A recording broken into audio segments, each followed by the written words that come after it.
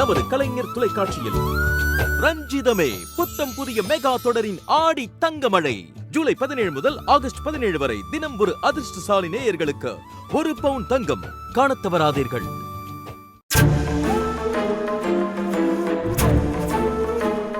பிரீதா அண்ணி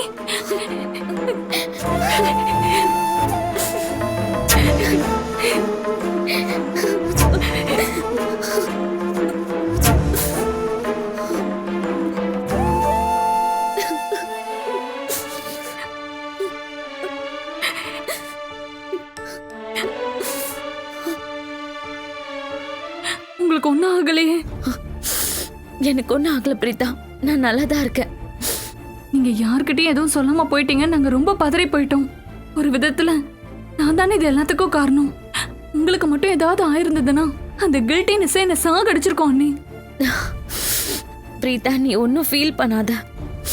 அவங்களுக்கு இந்த குழந்தை மேல இஷ்டம் இல்ல, அதனால என்ன கடத்திட்டு போய் அழிக்க பார்த்தாங்க.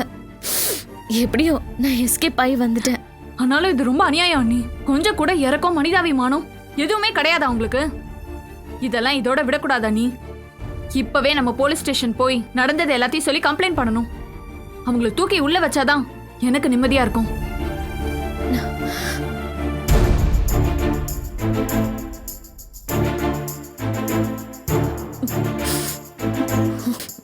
இதெல்லாம் பண்ணதே இவரோட அம்மா தான்.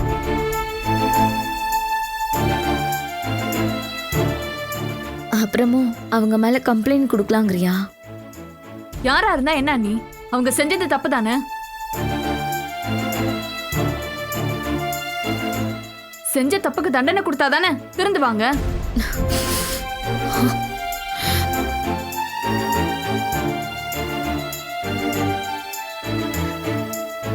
என்ன சந்துரு, கம்ப்ளைண்ட் கொடுத்துடலாமா?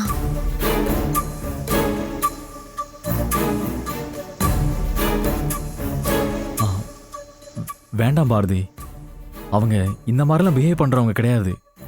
பாரதி விஷயத்தில் மட்டும்தான் ஏனோ இப்படி ரொம்ப பிடிவாதமாக இருக்காங்க. தயவு செஞ்சு எனக்காக அவங்கள மன்னிச்சு விட்டுருங்க. கம்ப்ளைண்ட்லாம் எதுவும் கொடுக்க வேணாம். விட்டா இதே மாதிரி அவங்க திரும்ப ட்ரை பண்ண மாட்டாங்களா? அதுக்கு நான் கேரண்டி கொடுக்குறேன்.